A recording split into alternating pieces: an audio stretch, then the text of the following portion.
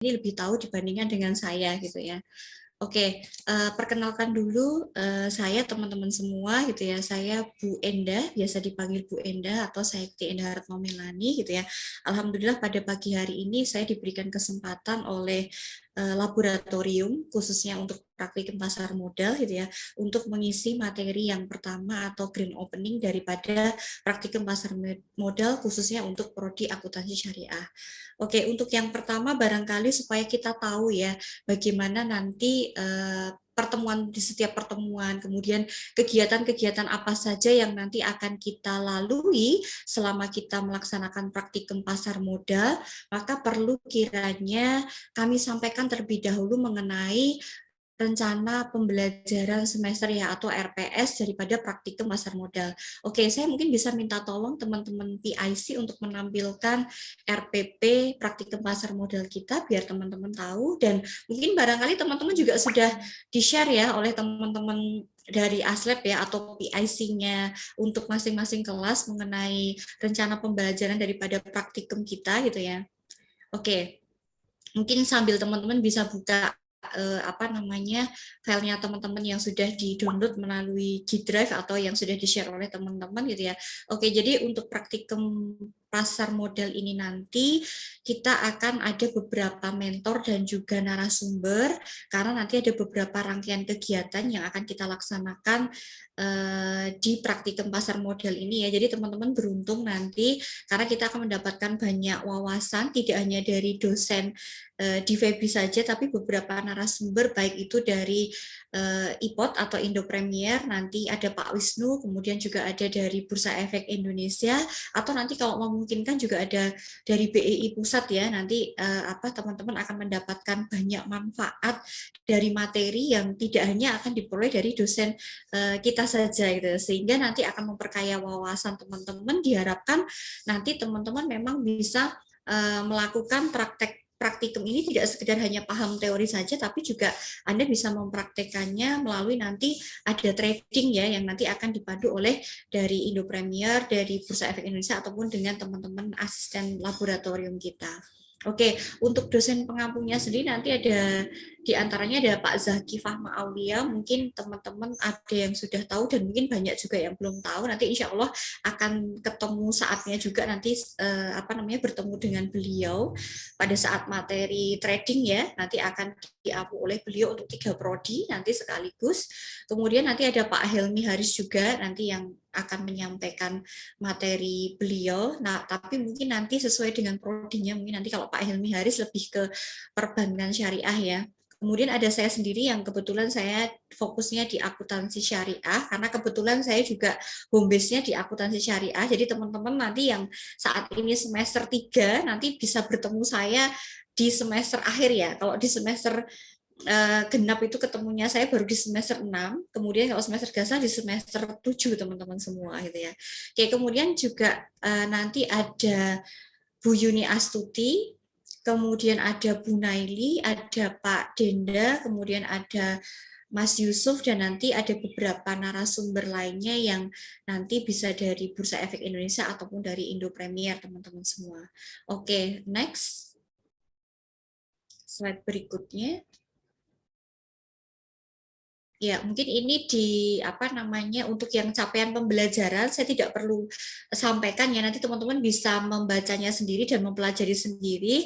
Kita ke poin intinya saja bahwa praktikum ini nanti kita akan menjelaskan mengenai konsep serta praktik bagaimana kita melakukan trading di pasar modal atau khususnya di Bursa Efek Indonesia. Praktik pembelajaran ini mengenai tidak hanya analisis fundamental, tapi juga kita akan belajar mengenai analisis teknikal teman-teman semua. Nanti dengan berbagai narasumber ataupun mentor yang nanti akan memberikan materinya sesuai dengan kompetensinya sendiri-sendiri ya teman-teman semua. Oke, lanjut slide berikutnya. Nah, ini sudah untuk beberapa pertemuan ya, nanti sudah dirinci gitu ya dalam pelaksanaan perkuliahan nanti. Untuk minggu yang pertama, sebagaimana yang sudah kita lalui pada hari ini, semoga nanti diberikan kelancaran sampai akhir ya. Maka pertemuan pertama kali ini kita akan membahas nanti yang pertama tentunya terkait dengan penjelasan mengenai RPP ya. RPP ini garis besar mengenai pelaksanaan kita praktikum selama 1 semester. Kemudian yang kedua nanti saya juga akan memaparkan sedikit materi mengenai pengenalan investasi pasar modal dan juga mengenai perkembangan pasar modal syariah Indonesia dan juga beberapa produk dari pasar modal, yaitu ada obligasi, ada reksadana, ada saham, ada suku gitu ya teman-teman semua. Nanti akan kita berikan pada hari ini nanti sampai dengan jam 9:30 nanti. Oke, kemudian pertemuan yang kedua, di pekan yang kedua nanti, yaitu durasinya antara tanggal 3 sampai dengan 7 Oktober, ini juga masih diselenggarakan secara online. Materinya nanti mencakup yaitu OA ya, atau opening account. Nah, untuk OA itu sendiri nanti nanti akan disampaikan juga oleh teman-teman dari ASEP sebelumnya, persyaratan apa saja yang harus dipenuhi oleh teman-teman. Jadi sebisa mungkin pada saat nanti pekan kedua itu semua syarat sudah terkumpul ya, kalau tidak salah kemarin penjelasannya Bu Yuni begitu. Jadi mungkin nanti untuk masing-masing kelasnya bisa diinfokan, mereka harus menyiapkan apa saja, mungkin ada KTP ya, dan kemudian ada harus punya akun Gmail, kemudian menyiapkan juga untuk pembukaan rekening dananya atau sebesar 100.000 dan sebagainya teman-teman. Dan nanti akan dijelaskan oleh teman-teman ASEP, mungkin akan diinfokan melalui WA grup ya untuk masing-masing kelasnya, biar pada saat nanti pertemuan kedua yaitu opening account diharapkan syarat-syarat itu sudah siap untuk teman-teman semua, sehingga nanti bisa lebih lancar untuk persiapan opening account-nya. Nah, nanti untuk yang opening account ini nanti akan dihandle oleh dari Indo Premier ya. Mungkin nanti ada Pak Wisnu dan juga teman-teman dari asisten laboratorium untuk praktikum pasar modal. Kemudian pertemuan yang ketiga, nanti kita durasi waktunya, jadwalnya antara tanggal 10 sampai dengan tanggal 15 Oktober, itu juga masih online via Zoom ya, nanti teman-teman semua. Ini nanti kita akan membahas mengenai analisis fundamental ya. Fundamental analisis itu nanti ada satu pertemuan, itu terkhusus kita akan membahas mengenai strategi yaitu value investing. Nanti ada beberapa rasio keuangan yang nanti akan kita sampaikan ke teman-teman, yaitu ada ROE, ada debt equity ratio, ada PBV, ada dividend yield, yang nanti sebagai dasar untuk pengambilan keputusan investasi dari perspektif analisis fundamental teman-teman semua. Nah, itu nanti kalau untuk yang prodi AKS masih dengan saya ya, nanti teman-teman semua, PBS nanti dengan Bu Yuni dan MBS dengan Pak Denda itu.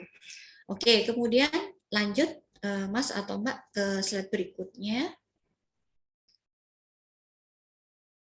Nah, untuk pertemuan ke-4 dan 5 itu nanti kita selenggarakan secara offline, teman-teman semua, yaitu nanti insya Allah kita selenggarakan di Gedung Geraha UIN, yaitu antara tanggal 17 sampai dengan 19 Oktober gitu ya. Ini nanti kita akan memberikan materi terkait dengan SPM level 1 dan 2 teman-teman semua. Nah, di sini nanti yang menarik adalah narasumbernya itu dari Bursa Efek Indonesia, dari Indo Premier dan juga dari OJK teman-teman semua. Nah, ini monggo nanti dimaksimalkan untuk teman-teman bisa mendapatkan ilmu di sini ya, karena nanti kita akan mendapatkan banyak pengetahuan mengenai dunia pasar modal langsung dari praktisi ya atau profesional di bidangnya gitu. Nah, monggo teman-teman nanti untuk memaksimalkan itu bisa mengikuti SPM level 1 dan 2 di pertemuan 4 dan ke-5. Kemudian yang selanjutnya pertemuan ke-6 sampai dengan pertemuan ke-8, nah kita balik online lagi ya, kita selenggarakan secara online, kita masuk ke materi yaitu analisis teknikal teman-teman semua. Jadi memang sengaja di praktikum pasar modal kali ini kita mengemasnya untuk biar teman-teman itu paham langsung mengenai prakteknya, maka materi itu lebih banyak diberikan yang secara analisis teknikal dibandingkan dengan fundamental ya. Kalau mungkin pada tahun sebelumnya proporsi fundamentalnya juga sama, kalau ini kita lebih banyak ke teknikalnya. Nah, nanti untuk yang pertemuan 6 sampai 8 teman-teman akan mempelajari mengenai chart, support dan juga resisten dan juga trend line mengenai analisis teknikal yang nanti akan kita gunakan dalam pengambilan keputusan investasi. Nah, nanti untuk mentor yang kompeten di bidang ini nanti ada Bu Naili teman-teman semua untuk nanti yang prodi AKS-nya. Nah, monggo nanti dimanfaatkan betul, digali betul informasi mengenai analisis teknikal ini dengan beliau yaitu Ibu Naili Amalia, karena memang beliau yang expert di bidang analisis teknikal ya. Kalau saya memang saya kompetensinya di fundamentalnya gitu.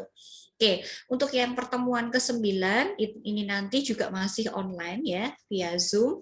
Nanti akan diselenggarakan pada tanggal 12 November, insya Allah sesuai dengan rundown kegiatan kita. Nah, nanti ini juga akan ada penyampaian materi penggunaan aplikasi iPod ya. Nah, ini nanti yang akan mengisi juga profesional di bidangnya, yaitu perwakilan dari Indo Premier, teman-teman semua. Nah, monggo nanti silakan teman-teman untuk memaksimalkan itu.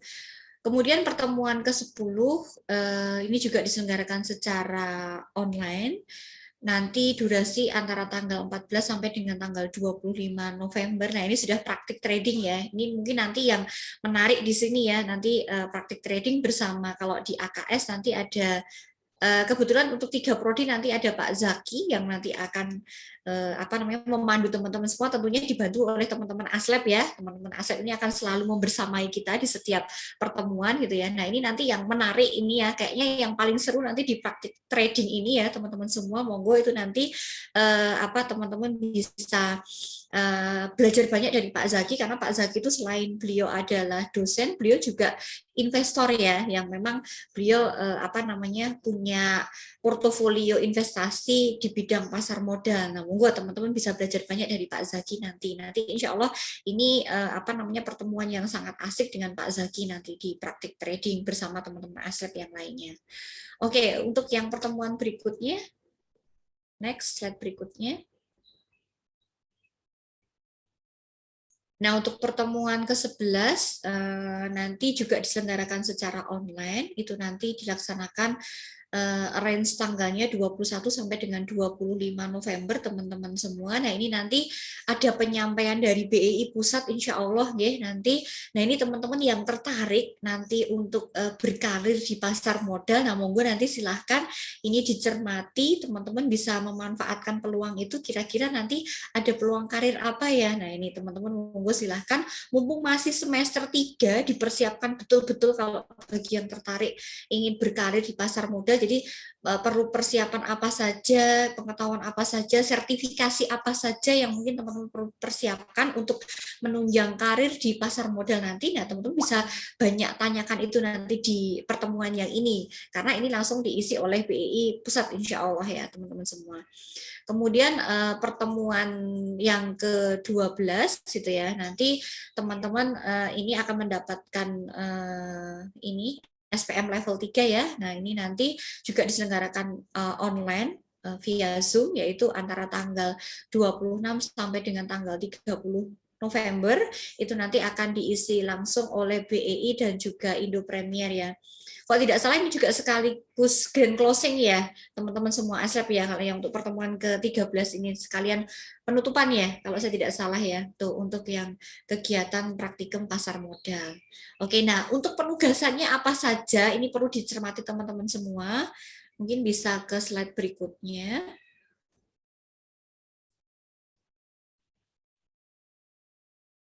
Nah, ini nanti untuk setiap pertemuan ya, nanti misalnya nanti pertemuan yang kedua ya, kaitannya dengan open account gitu ya, nanti kan ada di pertemuan kedua ya. Nah, ini ada beberapa tugas yang perlu teman-teman cermati, nanti termasuk juga di pertemuan 4 dan 5 atau pada saat nanti trading gitu ya.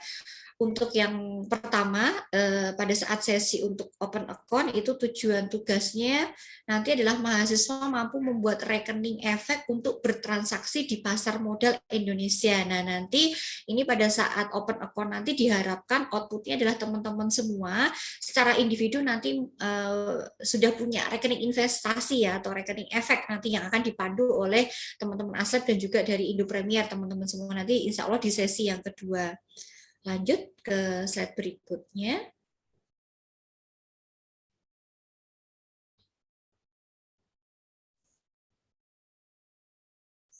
Nah, ini nanti untuk proses pembukaan rekening investasi nanti mungkin akan diberikan durasi selama 1 minggu atau nanti fleksibel ya, menyesuaikan kaitannya dengan semoga cepat kalau tadi diharapkan nanti ada informasi dari teman-teman ASEP yang nanti akan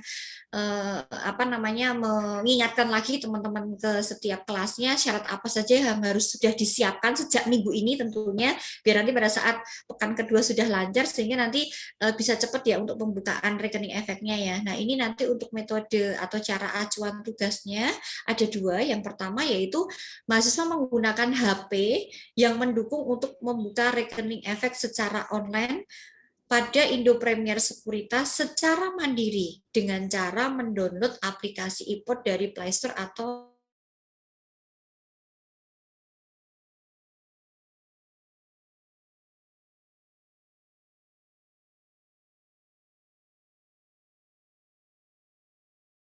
Oke, mohon maaf tadi saya sedikit ada kendala tadi.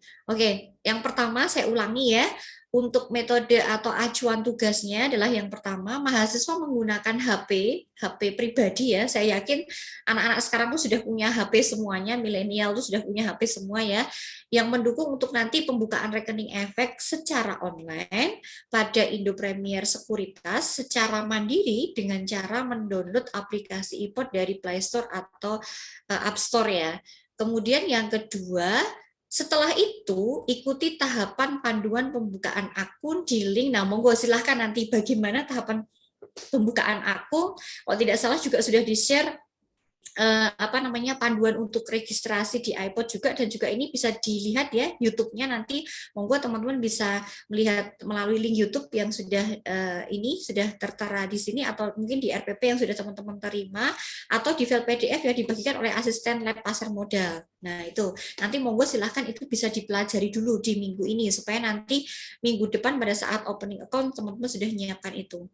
Kemudian deskripsi luaran tugas yang pertama yaitu mahasiswa perlu menyiapkan beberapa syarat-syarat yang dibutuhkan. Yang pertama yaitu ada IKTP pribadi. Jika IKTP tidak terdeteksi di Dukcapil Pusat, ini kayaknya perlu cek dulu ya di Dukcapil Pusat ya. Nanti mungkin teman-teman dari ASLab bisa menginfokan website Dukcapilnya buat ngecek KTP-nya ya. Apabila IKTP-nya tidak terdeteksi di Dukcapil Pusat, maka mahasiswa harus mengurusnya sendiri ke kantor Dukcapil sesuai alamat di KTP atau menghubungi CS Dukcapil yang ada di website Dukcapil. Monggo nanti silahkan untuk segera ngecek dulu IKTP-nya terdeteksi atau tidak. Kemudian yang kedua, nah mungkin NPWP belum ada ya. Nah ini jika ada saja, kalaupun tidak juga ini bukan menjadi syarat yang wajib ya NPWP jika ada. Kemudian yang ketiga, buku tabungan pribadi dari Bank Nasional. Jadi masing-masing harus punya buku tabungan atau rekening pribadi ya, jangan menggunakan rekening orang tua ataupun kakak ataupun adik, jadi rekening Anda sendiri ya. Bank Nasional adalah bank yang bisa diakses di seluruh wilayah Indonesia. Bagi mahasiswa yang memiliki bank BCA, disarankan menggunakan bank BCA. Jangan menggunakan bank BPR atau virtual account ya. Oke, kemudian yang keempat, nomor HP aktif dan tersedia pulsa SMS tentunya gitu ya. Karena ketika nanti kita aktivasi itu kita nanti akan menerima kode OTP dan sebagainya yang nanti akan digunakan untuk melakukan akses selanjutnya dalam pembukaan akun iPod ya. Oke, kemudian yang kelima harus punya email pribadi ini dimintakan untuk menggunakan domain Gmail ya teman-teman semua. Jadi monggo yang belum punya akun Gmail mungkin bisa dipersiapkan dari sekarang untuk membuat akun Gmail terlebih dahulu. Kemudian isi saldo minimal 50.000. Nah, ternyata murah sekali ya. Nanti 50.000 teman-teman sudah bisa untuk membuka akun ya, teman-teman, untuk punya rekening efek. Kemudian yang kedua, mahasiswa harus mengingat-ingat, jangan lupa ini dicatat ya, username, password, dan PIN yang diinput pada saat open account. Nah, ini biasanya seringkali yang menjadikan permasalahan teman-teman agak mengabaikan, lupa ya, tadi tidak dicatat. Sebaiknya ketika besok itu teman-teman registrasi atau daftar, jangan lupa untuk nyatat username, password, dan juga PIN teman-teman semua, supaya tidak ada kendala teknis nanti berkaitan dengan lupa dan sebagainya. Kemudian yang ketiga, pengumpulan tugas melalui Gform. Yang pertama, yang A, yaitu mengisi data diri. Nanti ada Gform yang nanti akan dibagikan oleh teman-teman ASLED.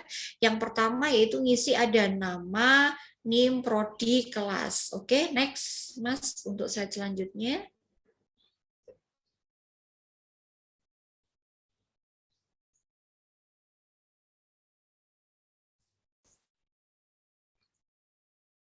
Oke, yang kedua, username akun IPOT, kemudian nomor 3, nomor RDN dan banknya. Yang keempat yaitu nomor HP dan email. Nah, nanti ini ditunggu saja Gform dari teman-teman Asep, nanti akan share ke teman-teman semua. Kemudian yang B, screenshot menu account information dan mengupload ke Gform. Kemudian paling lambat proses ini nanti sudah harus diselesaikan oleh teman-teman semua secara individu, yaitu pada hari Jumat tanggal 15 Oktober 2022 pukul 23.00. Nah, ini tolong dinotis ya teman-teman semua. Tolong dicatat. Nah, ini tugas ini tadi paling lambat harus sudah teman-teman laksanakan, penuhi, selesai semua pada hari Jumat tanggal 15 Oktober 2002 pukul 23.00. Tapi mungkin nanti dari ASLED juga akan mereminder teman-teman semua untuk mengingatkan supaya tidak ada yang terlambat untuk pengisian Gform tugas ini. Oke. Kemudian yang berikutnya pada saat nanti pertemuan praktek trading gitu ya, nanti dengan Pak Zaki itu insya Allah gitu ya, tujuan daripada kegiatan tugas ini adalah mahasiswa mampu melakukan praktek trading saham dengan mengaplikasikan materi yang sudah diperoleh selama praktikum pasar modal, baik nanti di pertemuan sebelumnya yaitu nanti ya sebelum praktik trading ya, dengan menggunakan akun IPOT masing-masing. Jadi praktek langsung nanti dari beberapa pertemuan yang sudah dilampaui oleh teman-teman semua. Nah, nanti untuk aplikasinya, penerapannya dilakukan pada saat praktik trading ini. Batasan praktik trading nanti akan dilakukan selama 2 pekan atau 2 minggu teman-teman semua. Kemudian untuk metode atau acuan tugasnya ada 2. Yang pertama yaitu mahasiswa melakukan transaksi beli dan jual saham dengan menggunakan akun IPOT masing-masing dengan modal minimal 50.000 pada saat pembukaan akun. Tadi kan sudah kalian punya saldo 50.000 ya, menyiapkan saldo 50.000.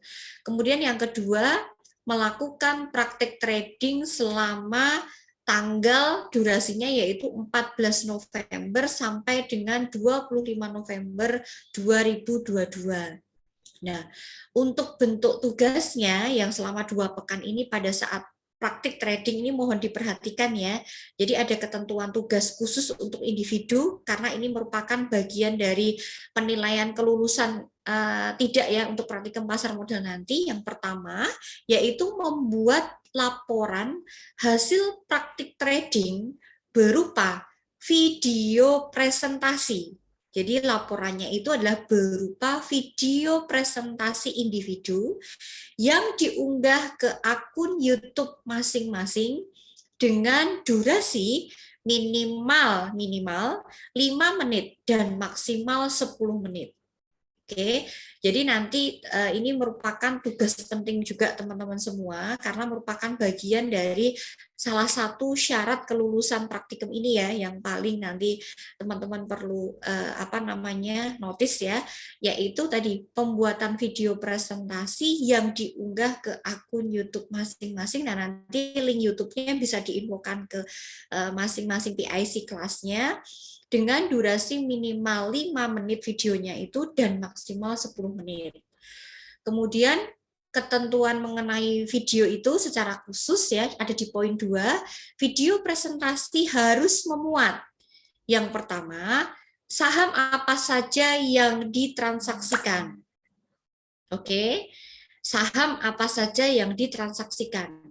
Kemudian yang kedua, analisis yang digunakan untuk menentukan saham yang ditransaksikan tersebut. Monggo, nanti kalau mau pakai analisis fundamental, rasio mana yang mau dipakai, teman-teman jelaskan. Dasarnya apa, argumentasinya apa, monggo nanti dijelaskan di video itu secara singkat. Kemudian kalau pakai analisis teknikal juga mana yang mau digunakan, apakah mau menggunakan chart, trendline, dan sebagainya, itu juga dijelaskan di video itu. Jadi pemilihan analisisnya monggo itu juga dijelaskan di dalam video itu. Kemudian yang ketiga, alokasi dana untuk saham yang ditransaksikan. Nah, itu nanti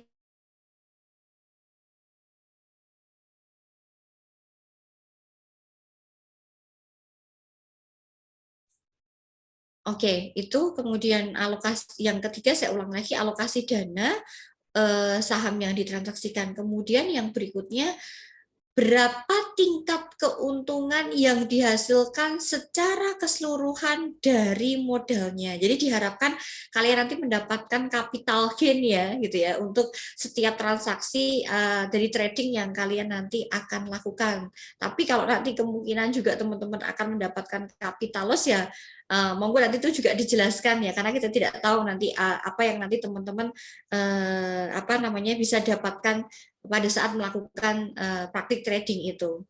Oke, lanjut.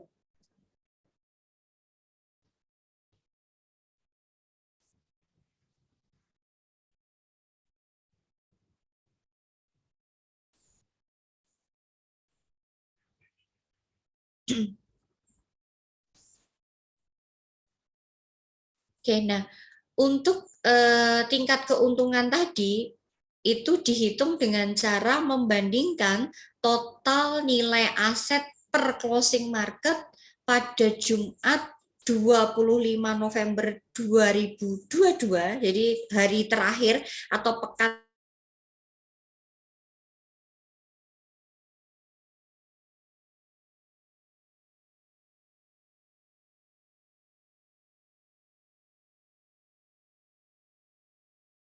Saya cek dulu, bisa didengar? Saya bisa, Bu. Oke, mohon maaf ini yang terkendala sinyal di tempat saya atau di situ ya. Jadi keluar masuk terus saya ya. Aman, Bu, di sini. Aman ya, oke. Mohon maaf ya, berarti di tempat saya. Mohon maaf ya. Ya, mungkin karena saya tinggalnya di desa, jadi agak terkendala sinyal. Oke, ya saya lanjut ya. Jadi tadi untuk berapa tingkat keuntungannya itu Anda dengan cara membandingkan nilai total aset yang kalian miliki per closing market pada tanggal 25 November hari Jumat 2022 dibandingkan dengan modal awal kalian ya, yang kalian gunakan untuk melakukan transaksi trading pembelian saham tadi. Oke, kemudian ketentuan yang ketiga, batas waktu upload maksimal video itu adalah hari Sabtu tanggal 26 November tahun 2022 pukul 17.00, teman-teman semua. Jadi kalau transaksi kalian itu nanti berakhirnya di hari Jumat tanggal 25 November, tapi dilihat dulu tanggal merah atau enggak itu. Kemudian untuk batas waktu upload maksimal videonya yaitu hari Sabtunya tanggal 26 November, yaitu dengan yang pertama mengisi data diri, kemudian ketentuan yang kedua jumlah transaksi selama tanggal 14 November, durasinya sampai dengan 25 November, dilihat dari menu historical transaction ya. Kemudian yang ketiga screenshot menu user profile-nya. Kemudian yang keempat, screenshot menu historical transaction selama rentang batas waktu trading, yaitu 14 November sampai dengan 25 November. Kemudian yang kelima yaitu mengisi link presentasi hasil trading. Nanti ini seluruh informasi ini nanti akan diinfokan oleh asisten lab kemudian nanti pada saat tanggal-tanggal penting ya, tanggal-tanggal genting pada saat pengumpulan tugas ini. Dan yang keempat yaitu link Gform akan dibagikan oleh panitia ke grup kelas masing-masing. Jadi jangan khawatir nanti untuk setiap deadline-nya tentunya H-1 ya paling urgent itu nanti masing-masing PIC kelasnya atau ASLab kelasnya akan menginfokan ke masing-masing grup kelas teman-teman semua. Oke. Kemudian untuk komponen penilaian kelulusan daripada praktikum pasar modal ini dengan total skor yaitu 400 ya, nanti kita harapkan ya teman-teman semua, itu meliputi 4 komponen utama teman-teman untuk penilaiannya. Yang pertama yaitu simulasi pembukaan akun. Nanti kalau teman-teman bisa melaksanakan dengan baik, tanpa kendala, sudah ikut aturan, deadline-nya sudah sesuai dengan ketentuan yang sudah kita sepakati di awal, maka nanti skornya adalah 100 gitu ya. Tapi kalau teman-teman abai, lalai ya nanti tidak mendapatkan skor 100 dalam hal simulasi pembukaan akun. Jadi simulasi pembukaan akun, kelancaran dan keberhasilan itu juga ada skornya teman-teman semua. Monggo makanya tolong jangan mengabaikan beberapa persyaratan yang nanti akan diinfokan lebih lanjut oleh teman-teman daripada ASLab. Kemudian yang kedua, kemampuan melakukan trading saham. Nah, ini yang faktor yang utama ya, kompetensi teman-teman dalam melakukan trading sahamnya. Ini total skornya 100 dengan perincian ada 4 hal penting yang perlu di teman-teman cermati. Yang pertama, ketepatan pengambilan keputusan atas saham yang dipilih. Jadi kalau teman-teman itu dalam hal pengambilan sahamnya, argumentasinya, deskripsi yang disampaikan itu tepat gitu ya, itu nanti ada poin skornya untuk poin yang pertama ini 20 skornya. Kemudian yang kedua yang kita akan nilai dari kompetensi Anda adalah ketajaman analisis fundamental dan juga teknikal teman-teman semua. Jadi ketika memilih saham, melakukan trading, kalian memilih analisis fundamentalnya bagaimana, alasannya seperti apa, kemudian teknikalnya seperti apa yang kalian terapkan. Nah itu nanti skornya kalau sempurna bagus maka kalian mendapatkan skor 30. Kemudian terkait dengan yang ketiga yaitu money management, bagaimana Anda mengelola uang Anda gitu ya untuk mendapatkan nanti memperoleh capital gain nanti ya, ini tahapan untuk nanti memperoleh capital gain, bagaimana Anda bisa memanajemeni uang Anda untuk bisa melakukan trading itu, maka nanti ini nilainya skornya adalah 30. Dan yang terakhir yaitu kemampuan untuk memperoleh capital gain. Nah, nanti kalau dapatnya capital gain maka nanti skornya 20. Kalau capital loss gimana? Nanti kita lihat rangkaian 1, 2, dan 3-nya tahapannya seperti apa untuk bisa mendapatkan nilai ketika nanti kalau nanti semoga tidak ada yang mendapat capital loss ya, harapannya semuanya mendapatkan capital gain gitu ya. Oke, kemudian skor yang komponen utama yang ketiga yaitu penyusunan laporan aktivitas trading yang telah dilakukan ya teman-teman semua ya. Tadi sesuai dengan ketentuan kan ada video ya yang nanti akan diunggah ya teman-teman semua, atau nanti berupa laporan deskripsi nanti yang akan kami mintakan ke teman-teman semua. Dan yang keempat yaitu presentasi laporan aktivitas trading yang telah juga dilakukan dalam bentuk video tadi. Itu skornya untuk masing-masing adalah 100.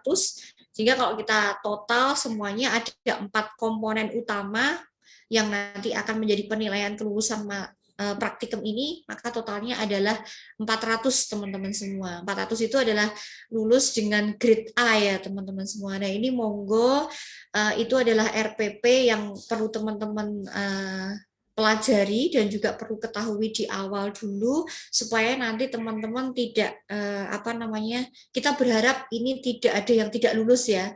Artinya dengan teman-teman nanti memperhatikan ini dengan baik, ketentuan-ketentuan ini, maka nanti diharapkan teman-teman bisa lulus semua untuk praktikum pasar modal ini. Mungkin itu untuk RPP dulu yang bisa saya sampaikan. Kalau untuk diskusinya di akhir aja atau ini boleh Mas untuk RPP-nya Mas? Biar teman-teman tidak lupa kalau mau nanya terkait dengan RPP dulu sebelum saya ke materi. Atau sekaligus nanti di akhir. sekaligus nanti di akhir, Bu. Oh, di akhir saja ya. Oke ya. Berarti nanti monggo silahkan teman-teman yang punya pertanyaan terkait dengan RPP nanti di keep dulu, nanti bisa ditanyakan pada saat forum diskusi nanti. Oke, kita langsung saja teman-teman, mohon izin saya langsung ke materi ya supaya kita menyingkat waktu. Bisa kita beralih ke slide materi teman-teman PIC.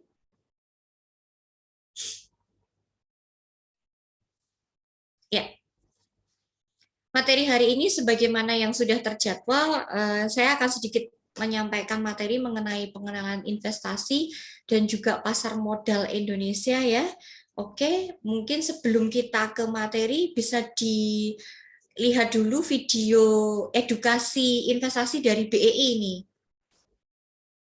Slide selanjutnya, Mas. Nah, ini oke, bisa dicermati teman-teman. Ini dari BEI, dari Bursa Efek Indonesia.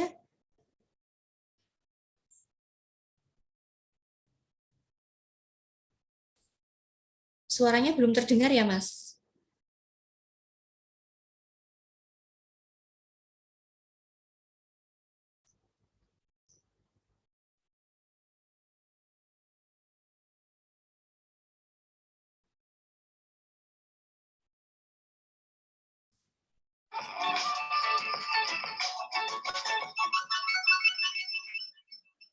Hai guys, pernah nggak kamu membayangkan atau bahkan membuat rencana untuk masa depan? Misalnya, mau punya rumah sendiri, mau punya mobil ini, mobil itu, mau liburan keliling dunia, atau melanjutkan pendidikan di luar negeri. Bisa nggak sih generasi muda sekarang dapetin itu semua? Umur berapa ya kira-kira duitnya terkumpul? Oke, kita nabung setiap bulan dan hemat-hemat pengeluaran. Tapi, emangnya yakin di masa mendatang harga barang-barang masih sama? Coba ingat-ingat, waktu kecil dulu jajan bakso, es krim, minuman botol, mie instan, berapa sih harganya? Sekitar tahun 2010, harga mie instan sebungkus adalah Rp1.100. Nah, sekarang 10 tahun kemudian harganya menjadi Rp2.600. Kok bisa sih naik sampai lebih dari 2 kali lipat?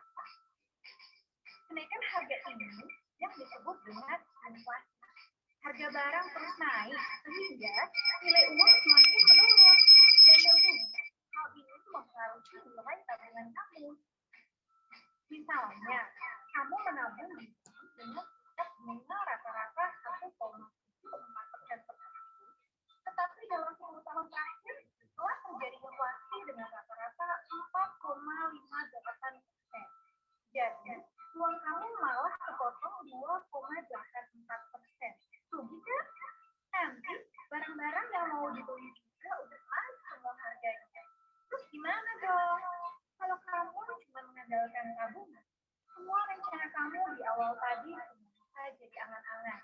Tapi jangan takut sama inflasi, karena solusinya sederhana, yaitu dengan berinvestasi. Investasi merupakan upaya mengelola dana agar menghasilkan keuntungan jangka panjang. Bentuknya bisa bermacam-macam, seperti mendirikan usaha, membeli properti, menyimpan emas, dan yang paling sederhana namun tetap menguntungkan adalah investasi di pasar modal. Ada beberapa produk pasar modal yang perlu kamu ketahui, seperti saham, obligasi, dan reksadana. Apa sih bedanya? Saham adalah bukti baik kepemilikan atas suatu perusahaan. Jika kamu membeli sebuah saham perusahaan, kamu telah menjadi salah satu pemilik perusahaan tersebut dan berhak atas penghasilan serta kekayaannya.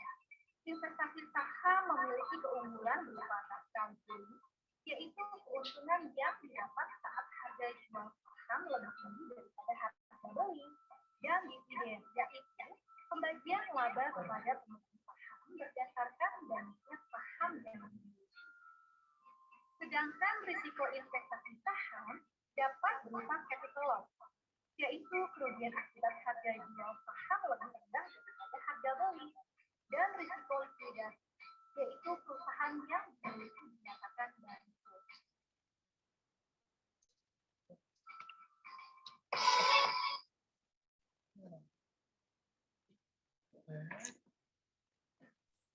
Ya, oke.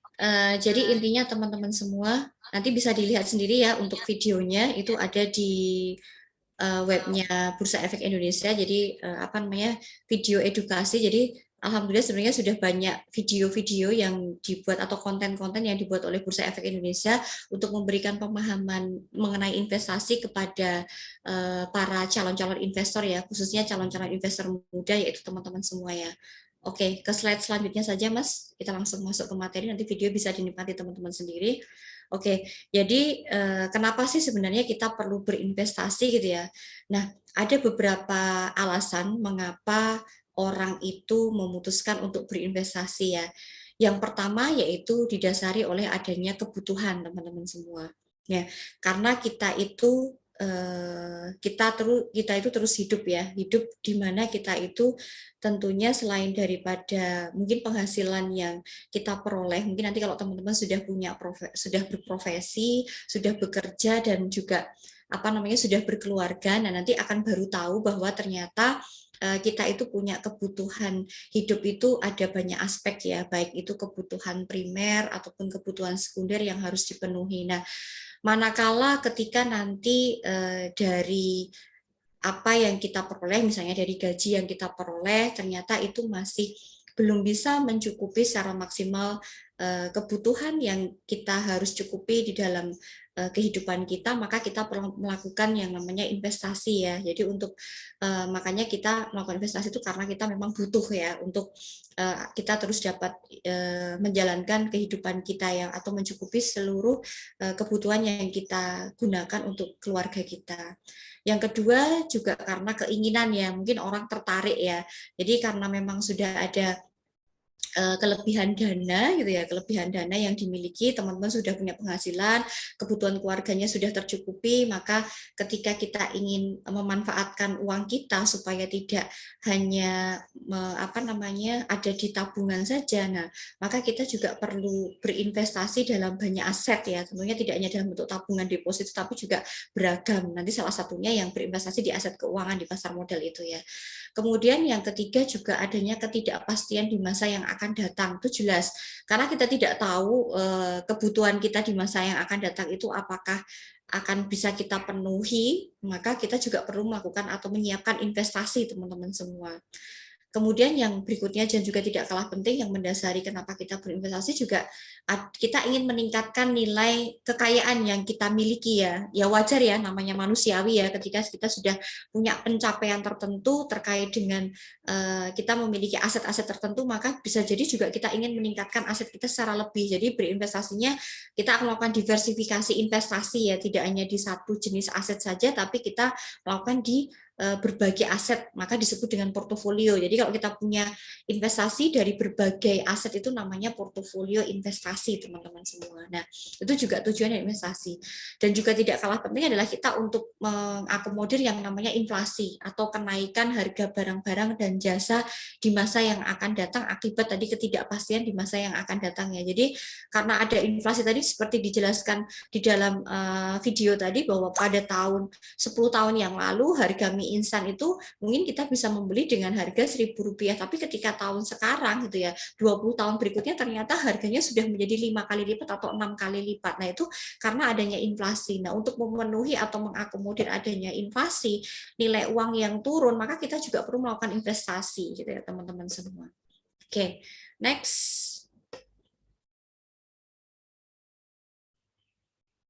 Nah, kemudian investasi sendiri itu ada dua kelas aset ya, teman-teman ya. Seperti sebagaimana teman-teman ketahui, ada aset real dan juga aset keuangan. Nah, kalau aset real itu sebagaimana yang teman-teman tahu kalau di accounting atau akuntansi kan sudah di laporan keuangan itu kalau kita punya bangunan, kita punya tanah, kita punya emas, kita punya kendaraan, rumah, pabrik dan sebagainya itu merupakan klasifikasi atau jenis-jenis daripada contoh aset real.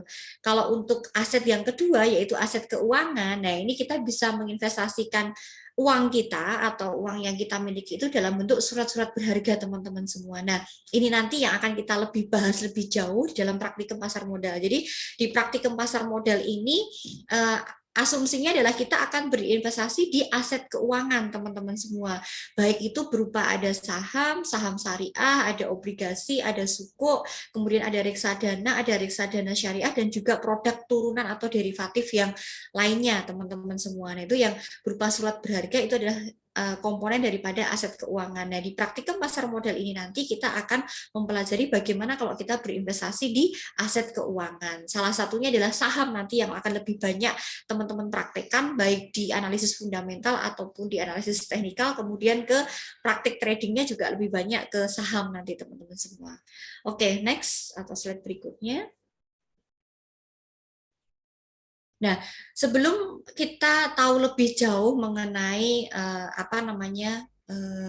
produk di pasar modal atau bursa efek Indonesia sendiri, kita perlu tahu dulu ya apa itu atau definisi dari pasar modal, teman-teman semua ya.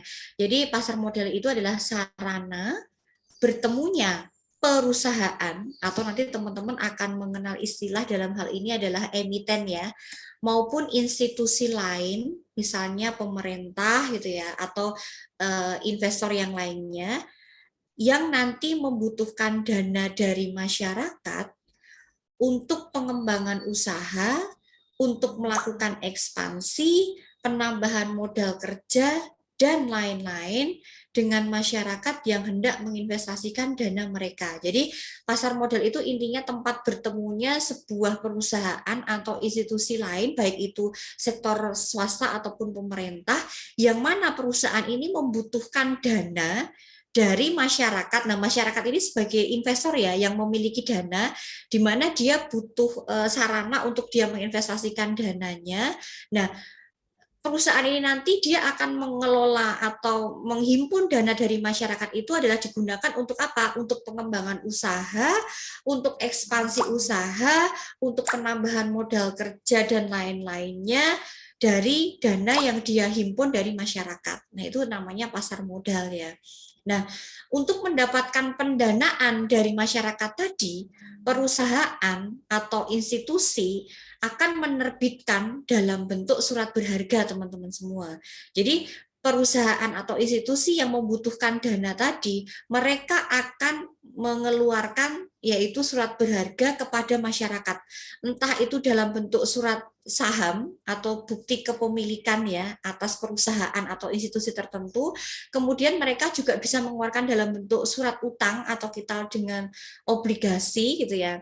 Kemudian atau juga bisa mengeluarkan sukuk atau kepemilikan bersama atas aset tertentu ya, atau juga nanti teman-teman perusahaan juga akan mengeluarkan dalam bentuk reksadana dan sebagainya, di mana nanti dari mengeluarkan saham itu atau surat berharga itu pemerintah akan mendanai kegiatan usahanya, teman-teman semua, yaitu nanti instrumen-instrumen yang nanti akan diterbitkan oleh perusahaan itu nanti dalam berupa saham dan sejenisnya, nanti obligasi, sukuk dan sebagainya akan digunakan untuk nanti mendanai pengembangan usaha atau perusahaannya, entah itu dalam bentuk pengembangan usaha, ekspansi, penambahan modal, dan yang lain-lainnya. Itu pengertian daripada pasar modal.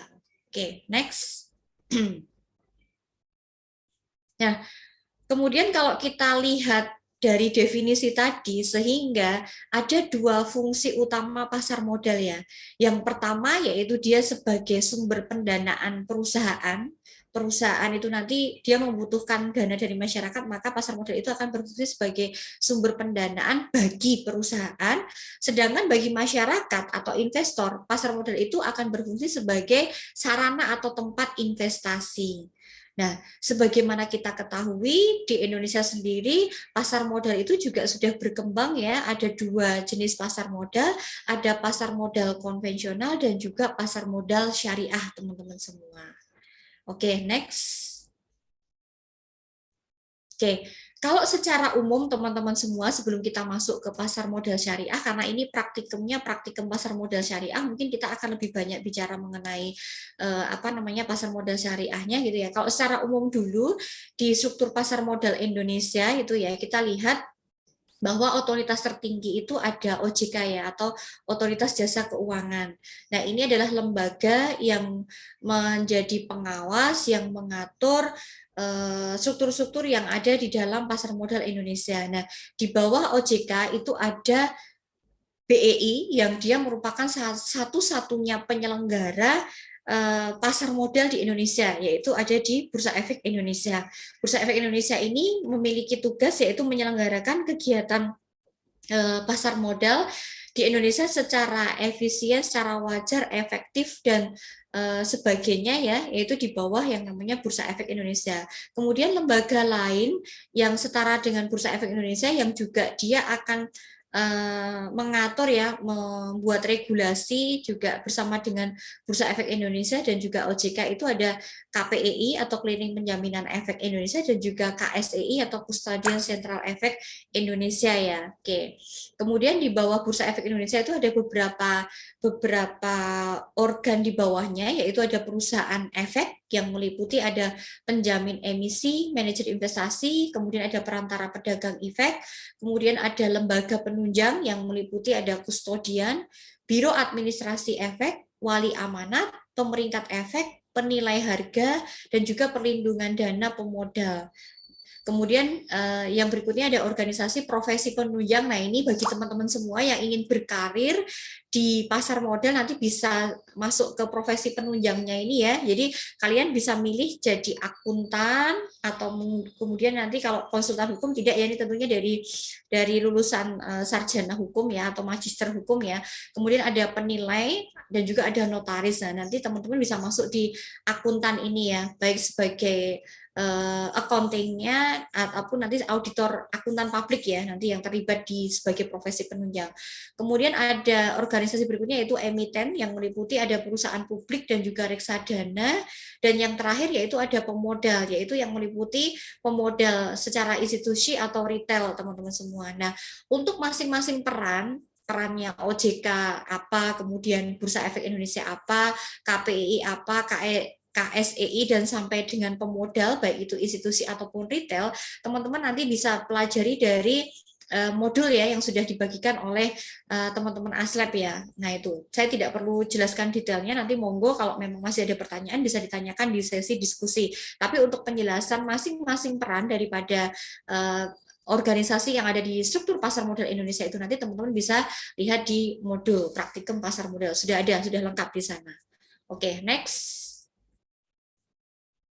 Nah, kemudian ini bagi pemodal yang khawatir gitu ya, apakah di pasar modal itu ada perlindungan gitu ya bagi investor terkait dengan aset yang dia investasikan ke pasar modal? Dan itu ada teman-teman semua. Jadi di pasar modal Indonesia atau Bursa Efek Indonesia itu ada yang namanya dana perlindungan pemodal atau DPP. Jadi investor jangan khawatir nanti uangnya akan hilang dan sebagainya yang dia investasikan di BEI gitu ya atau di beberapa perusahaan efek ya, karena di sana ada istilah yang namanya dana perlindungan pemodal atau DPP teman-teman semua. DPP ini merupakan kumpulan dana yang dibentuk untuk melindungi pemodal dari hilangnya aset pemodal. Nah, di Indonesia sendiri ini sudah ada organisasi atau lembaga resmi dalam bentuk perseroan ya, yang ini sudah diatur oleh OJK juga. Ini namanya PT Penyelenggara Program Perlindungan Investor Efek Indonesia, yang nanti dia bertugas untuk melindungi dana para investor atau pemodal ya, atau kita kenal dengan Indonesia Securities Investor Protection Fund teman-teman semua. Nah, ini adalah lembaga khusus yang nanti memberikan perlindungan kepada dana atau dari hilangnya modal oleh para investor teman-teman semua. Jadi jangan khawatir. Nah, untuk bagi teman-teman investor nanti yang nanti terkendala kaitannya dengan dananya yang hilang gitu ya, maka ada beberapa persyaratan khusus bagi investor untuk bisa mengajukan klaim kepada lembaga ini ya. tentunya ada beberapa syarat yang harus dipenuhi. Yang pertama yaitu investor itu sudah dibukakan subrekening efek pada KSEI oleh kustodian pada saat teman-teman daftar nanti rekening efek pastinya sudah terdaftar di KSEI ya. Kemudian yang kedua memiliki nomor tunggal identitas pemodal atau SID dari KSEI, nanti juga teman-teman sudah pasti akan dapatkan itu. Dan juga teman-teman nanti investor yang mendapatkan perlindungan adalah mereka yang menempatkan asetnya dan memiliki rekening efek pada kustodian teman-teman semua. Nah itu syarat untuk nanti teman-teman atau investor bisa klaim ketika ada dananya yang hilang karena adanya fraud dan sebagainya ketika berinvestasi di pasar modal. Oke, next.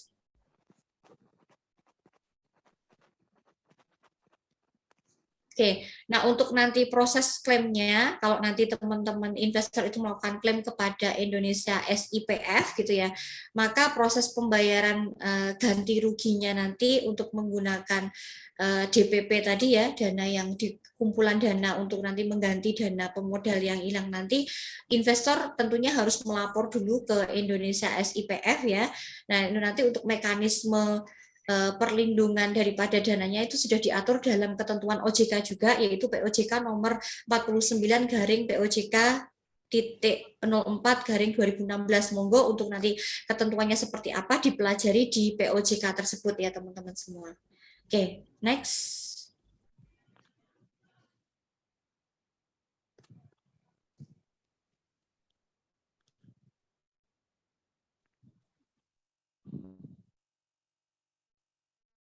Mohon maaf, saya terkendala sinyal keluar masuk terus ya.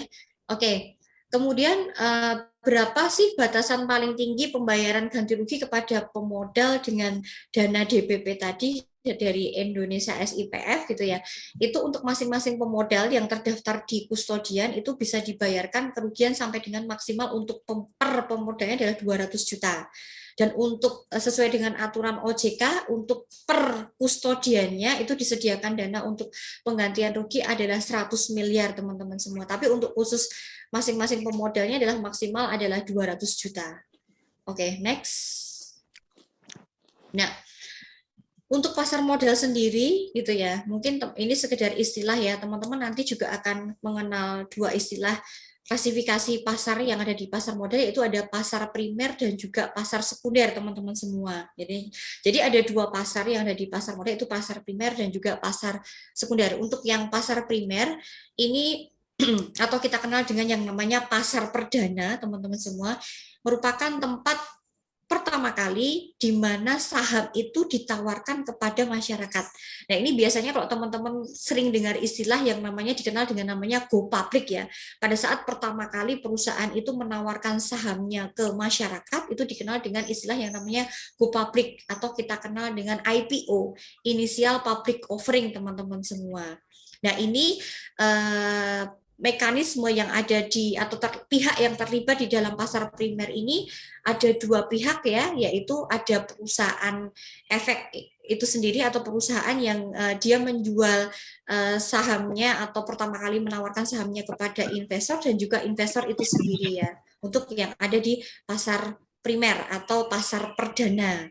Oke, kelanjutan daripada pasar perdana, oke, next, maka kita masuk kepada pasar sekunder, teman-teman semua. Pasar sekunder ini merupakan lanjutan daripada pasar primer, yang mana di pasar sekunder ini nanti akan mempertemukan antar investor, baik itu investor penjual ataupun investor pembeli, dengan mekanisme yang kita kenal dengan continuous auction atau kita kenal dengan lelang yang berkelanjutan. Nah, jadi antar investor nanti kita bertemunya atau trading itu dilakukan di yang namanya pasar sekunder, teman-teman. Tapi kalau baru pertama kali perusahaan itu menerbitkan sahamnya, nanti kita di pasar perdana yang ada hanya pihak perusahaan dengan investor pembeli saja. Kalau di pasar sekunder ini ada dua pihak antar investor, yaitu investor penjual dan investor pembeli. Mudahnya seperti itu, teman-teman semua.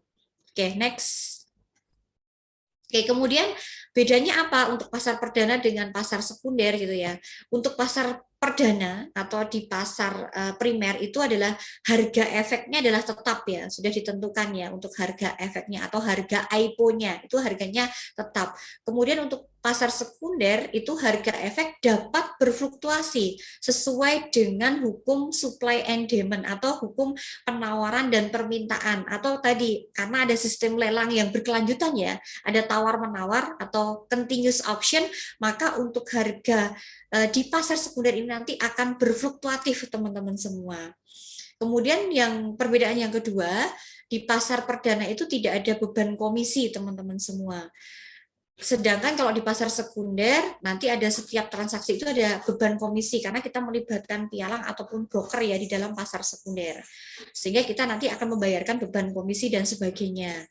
Kemudian di pasar perdana, perbedaan yang ketiga, hanya untuk pembelian saham saja transaksinya gitu ya, karena tadi mekanismenya hanya perusahaan itu menawarkan saham pertama kali ke investor, jadi transaksi yang terjadi itu hanya berupa pembelian saham oleh investor saja.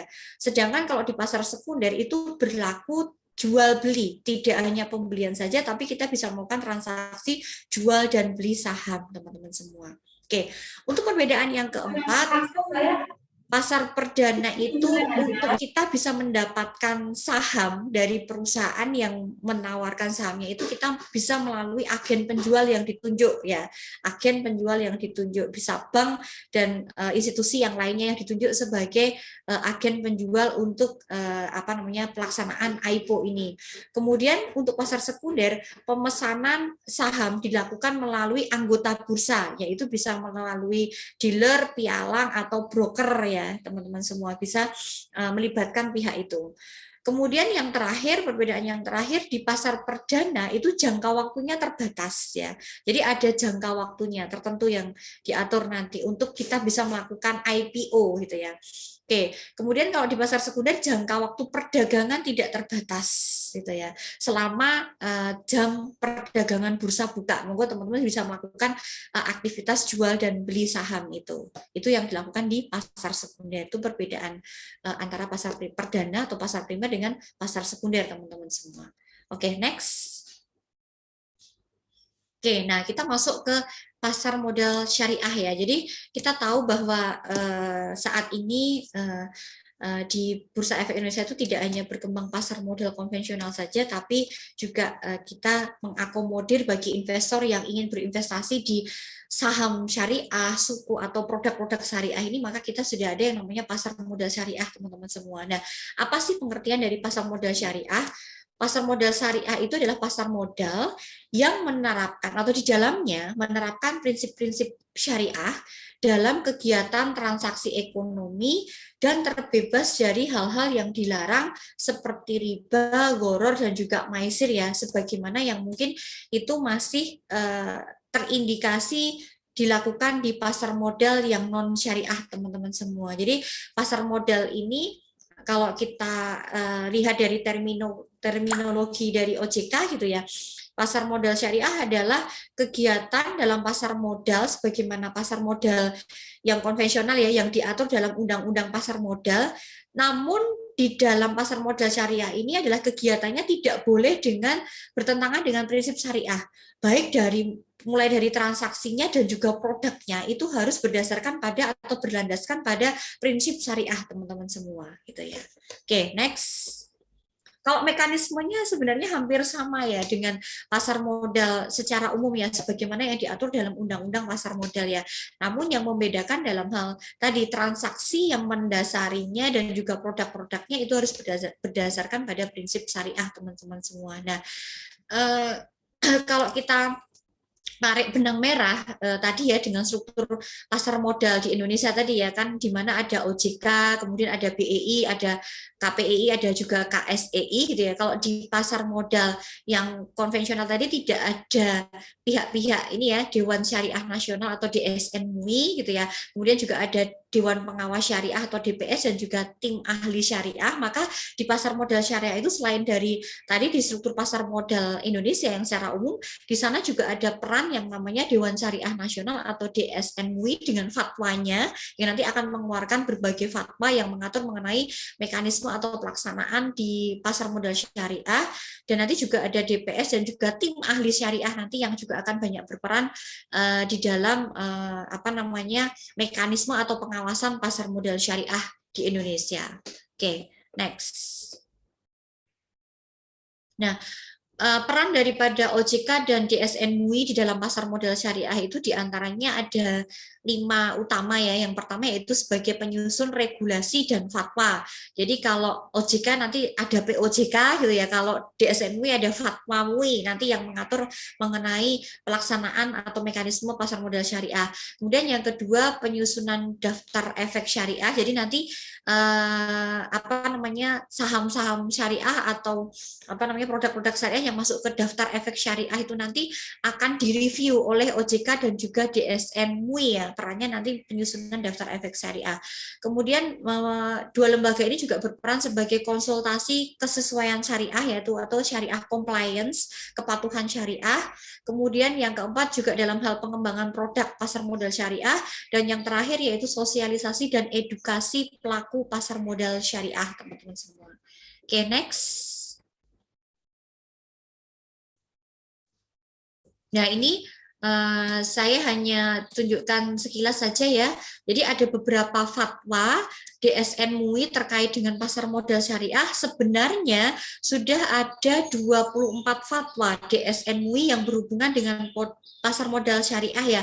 Namun ini 6 fatwa yang ada di sini ini sebagai fatwa DSN MUI yang menjadi dasar pengembangan pasar modal syariah di Indonesia ya. Jadi ada 6, sebenarnya ada 24 fatwa DSN MUI yang berhubungan dengan pasar modal syariah, namun untuk pengembangan pasar modal syariah di Indonesia ini ada 6 fatwa ini. Nanti teman-teman bisa lihat, bisa download untuk fatwa masing-masing DSN MUI di sini. Oke, next. Nah, kemudian untuk tadi, karena ada OJK juga sebagai lembaga yang mengatur regulasinya, ada POJK ya, beberapa POJK yang mengatur mengenai pelaksanaan pasar modal syariah di Indonesia, itu nanti mulai dari POJK 15 tahun 2015 sampai ada POJK nomor 5 tahun 2021 ya, tentang ahli syariah pasar modal. Nah, monggo nanti teman-teman semua kalau yang penasaran, tadi terutama terkait dengan karir di bidang pasar modal nanti ya, ini ahli syariah pasar modal kira-kira apa ya, nanti tugasnya seperti apa, nanti teman-teman bisa untuk download dari nomor POJK ini teman-teman semua yang ingin berkarir di bidang pasar modal sebagai ahli syariah pasar modal. Nanti bisa lihat nanti dia perannya seperti apa, pendidikan apa yang dibutuhkan, kemampuan apa dan sebagainya bisa diakses itu. Oke, lanjut. Oke. Kemudian untuk ini ya sedikit perbedaan mengenai pasar modal syariah dan juga pasar modal konvensional. Ini juga sudah ada di modul kita sudah sangat lengkap ya. Jadi ada 9, secara garis besar ada 9 perbedaan utama pasar modal syariah dan juga pasar modal konvensional. Yang pertama yaitu dari tujuan investasi. Untuk pasar modal syariah ini tujuan investasinya biasanya itu adalah utamanya adalah return ya. Jadi biasanya itu hanya ingin mendapatkan return yang setinggi-tingginya tanpa melihat aspek norma ataupun ketentuan agama gitu ya, atau aspek syariahnya. Ini kalau kita bicara pasar modal konvensional biasanya yang dilihat hanya bagaimana kita mendapatkan return yang setinggi-tingginya. Nah, ini berbeda dengan yang namanya pasar modal syariah. Kalau pasar modal syariah itu tidak hanya sekedar return yang dicari oleh investornya, namun juga dilihat juga aspek kepatuhan syariah daripada produk ataupun emiten nanti yang kita pilih sebagai tempat kita berinvestasi teman-teman semua. Jadi tidak hanya sekedar return tapi juga kepatuhan syariahnya juga sebagai tujuan investasi dari investor syariah. Kemudian yang kedua, perbedaan yang kedua itu ya dari perspektif tinjauan hukum. Kalau untuk pasar modal konvensional itu dasarnya dari undang-undang pasar modal. Namun kalau pasar modal syariah dari 2, yaitu dari selain daripada undang-undang pasar modal juga dari fatwa DSN MUI ya, atau Dewan Syariah Nasional Majelis Ulama Indonesia. Kemudian untuk produk yang ada di pasar modal konvensional itu tidak melalui screening teman-teman semua. Jadi produk-produk yang diperdagangkan di pasar modal syariah itu produknya tidak melalui screening syariah ya secara operasional. Namun kalau pasar modal syariah nanti ada melalui screening teman-teman semua. Kemudian untuk lembaga pengawasnya, kalau untuk pasar modal konvensional itu di bawah OJK saja. Sedangkan kalau di pasar modal syariah, tadi ada OJK dan juga DSN MUI sebagai regulator untuk pengawas pasar modalnya. Kemudian dari sisi akad, untuk pasar modal konvensional itu adalah sesuai dengan kesepakatan antara investor jual dan investor beli gitu ya. Tapi kalau untuk pasar modal syariah juga terikat akan hukum halal dan haram juga ya. Jadi terikat tidak hanya sekedar kesepakatan dari investornya, tapi juga ada aturan halal dan haram di dalam melaksanakan transaksi atau akad di pasar modal syariah. Kemudian untuk transaksi, pasar modal konvensional ini adalah profit minded dan mereka bebas untuk berspekulasi ya. Kalau di pasar modal syariah tidak diperkenalkan dan tidak ada unsur yang namanya riba, gharar, maisir, atau spekulasi dan sebagainya, itu tidak diperkenankan di dalam pasar modal syariah.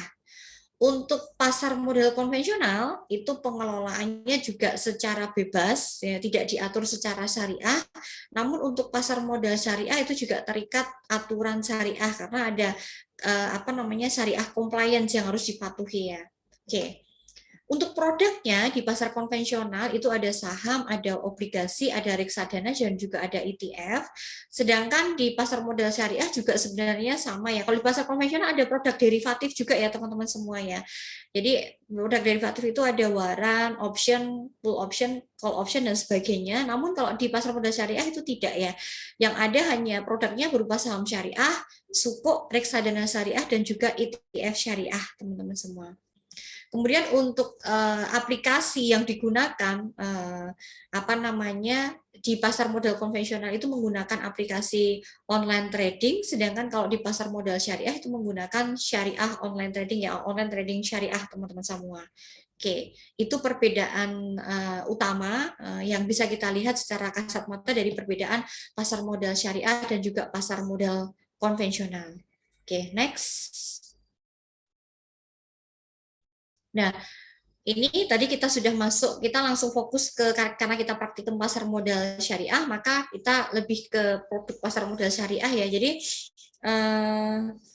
produk pasar modal syariah itu yang utama itu adalah dari, kalau kita lihat dari sisi ekuitas itu ada saham syariah. Nah, kalau dari sisi berdasarkan kategori pendapatan tetap itu ada yang namanya sukuk ya, atau sukuk syariah ya, dan juga nanti ada reksadana syariah, dan nanti sedikit penjelasan mengenai ETF syariah juga ada sebagai bagian dari produk pasar modal syariah teman-teman semua. Oke, kita masuk satu-satu.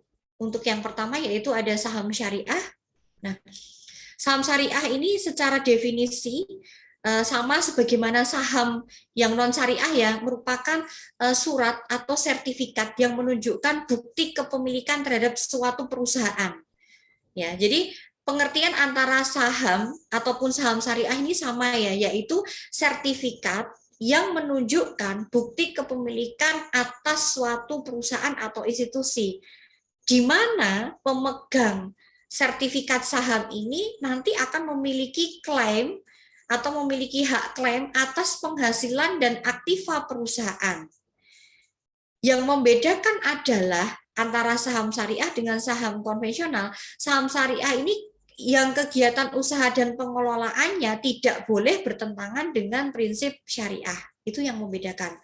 Tapi secara definisi, pengertian saham ataupun saham syariah sama, yaitu sertifikat yang menunjukkan bukti kepemilikan investor atas suatu institusi atau perusahaan, di mana pemegang saham ini nantinya akan memiliki hak klaim atas penghasilan atau aktiva perusahaan.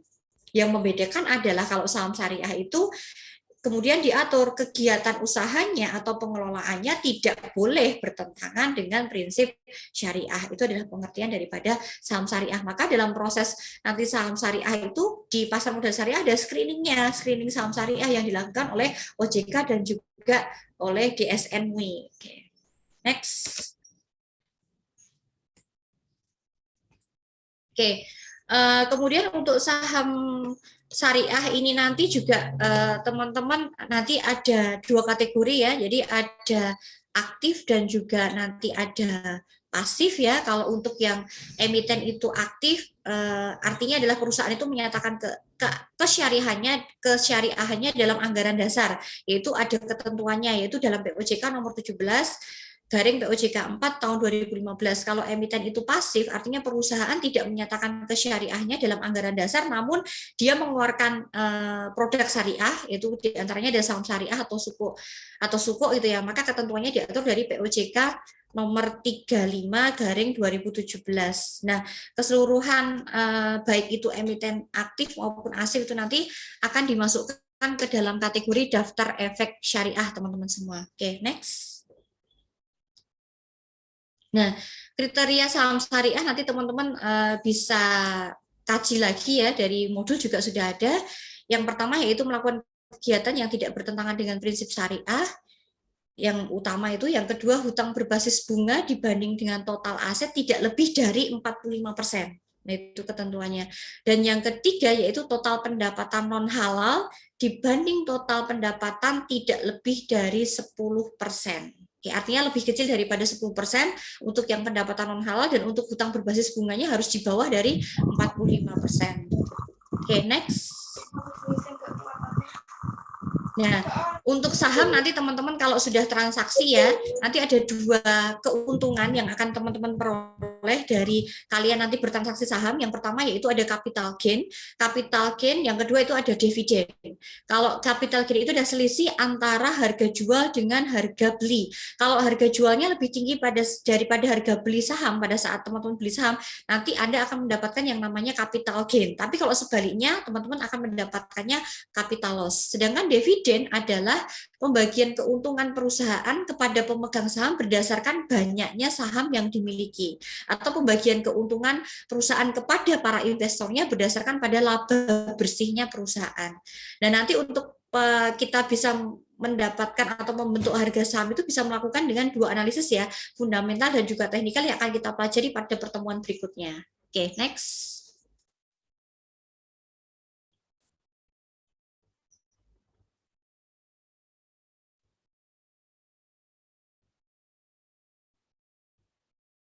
Next.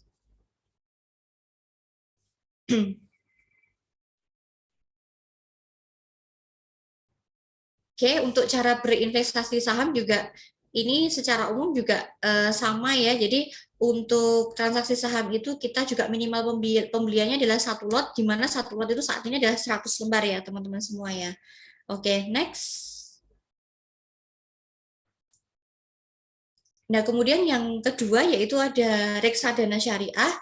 Ada dua pengertian reksadana syariah. Yang pertama yaitu menurut Undang-Undang Pasar Modal pasal 1 angka 27, yaitu reksadana adalah wadah yang dipergunakan untuk menghimpun dana dari masyarakat pemodal yang diinvestasikan dalam portofolio efek oleh manajer investasi.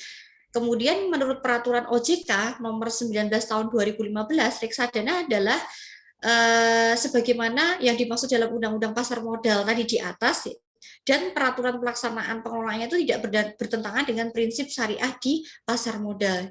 Jadi reksadana ini adalah bentuk investasi yang mana pemodal itu biasanya memiliki modal yang kecil dan mereka tidak memiliki cukup kemampuan untuk melakukan investasi sendiri, maka bisa memilih investasi dalam bentuk reksadana yang dipercayakan kepada manajer investasinya.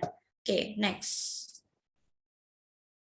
Nah, ini untuk cara kerja reksadananya ya. Jadi kalau secara singkat ya, nanti teman-teman bisa baca sendiri ya.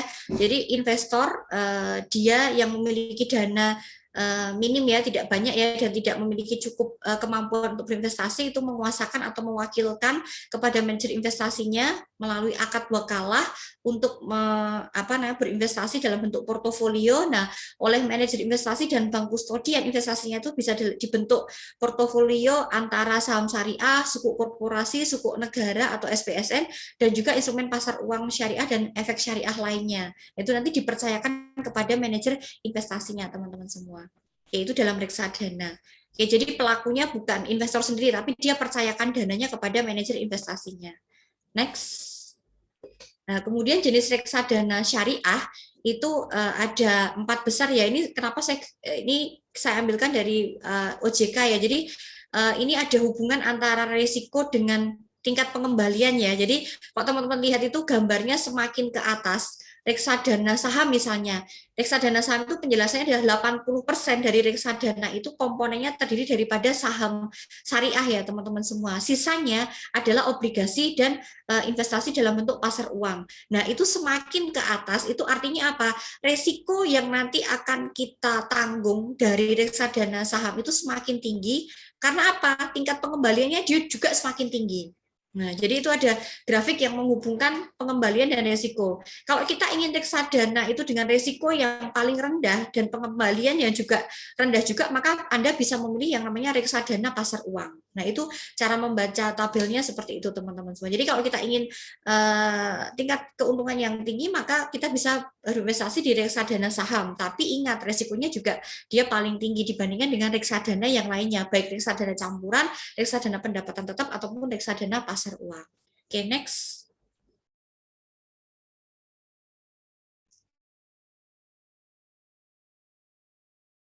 Nah, ini perbedaan antara reksadana syariah dan non syariah, teman-teman semua ya. Jadi kalau reksadana syariah itu dikelola sesuai dengan prinsip syariah, reksadana non syariah tidak berdasarkan prinsip syariah. Yang kedua, reksadana syariah itu investasi hanya pada efek syariah yang diperbolehkan, sedangkan reksadana non syariah pada seluruh efek yang diperbolehkan. Untuk reksadana syariah itu ada mekanisme pembersihan harta atau cleansing namanya. Sedangkan kalau untuk yang non syariah tidak menggunakan konsep pembersihan harta.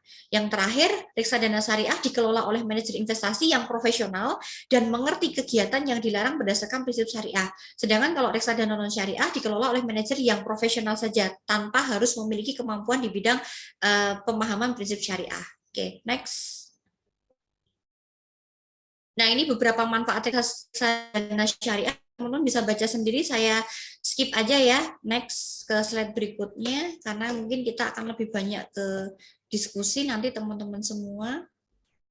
Nah, untuk reksadana ini nanti ya, yang namanya keuntungan yang akan diperoleh investor itu tidak dalam bentuk return ya, tapi yang namanya nilai aktiva bersih teman-teman semua. Jadi hasil pengelolaan, kemudian kalau untuk reksadana itu satuannya tidak lot sebagaimana saham gitu ya, tapi dia menggunakan yang namanya UP atau unit penyertaan. Jadi kita belinya adalah unit penyertaan. Nah, hasil pengelolaan dana dalam reksadana itu dibukukan dalam bentuk yang namanya nilai aktiva bersih reksadana. Nilai aktiva bersih reksadana itu merupakan nilai yang menggambarkan total kekayaan bersih reksadana setiap harinya, teman-teman semua. Nah, NAB itu atau nilai aktiva bersih bisa diukur dari atau dihitung dari ada rumusnya ya, total aktiva bersih keseluruhan dibagi dengan total unit yang beredar. Nah, itu sudah ada rumusnya, nanti teman-teman bisa aplikasikan itu, teman-teman semua sudah saya berikan di sini. Next. Slide berikutnya itu contoh perhitungannya, nanti teman-teman bisa pelajari ya bagaimana cara menghitung nilai aktiva bersih ya. Jadi ini contoh utamanya aja. Jadi misalnya ya, reksadana itu dibentuk dari saham syariah A, suku A, dan juga pasar uang A ini misalnya ya. Nah, itu untuk masing-masing yang dibelikan untuk portofolio sahamnya itu, saham A itu 300.000 dalam satuan jutaan misalnya ini ya. Ini dinilai berdasarkan nilai wajar ya, suku A 500, pasar uang A 700.000 dalam satuan jutaan rupiah, totalnya 1,5 juta. Nah, untuk menghitung nilai aktiva bersih itu total nilai kekayaan dikurangi dengan beban operasional, teman-teman semua. Beban operasionalnya meliputi apa saja? Ada beban pajak, biaya jasa manajemen R&D, biaya lain-lain, itu totalnya ketemu nilai aktiva bersih sebesar 1,410 juta. Nah, kemudian kalau unit penyertaannya itu totalnya adalah 1.000 unit, maka untuk nilai aktiva bersih per unitnya yang akan diterima oleh investor adalah 1,410 juta dibagi dengan 1.000 unit. Maka mereka akan memperoleh 1.410 untuk nilai aktiva bersihnya. Nah, itu untuk lebih jauhnya nanti bisa dilihat sendiri di slide PPT saya. Next. Nah, ini nanti perbandingan antara kalau 15 Januari dengan 15 Juni, saya skip aja. Teman-teman nanti bisa pelajari sendiri. Nah, ini untuk tips berinvestasi di pasar di reksadana menurut OJK itu ada 5.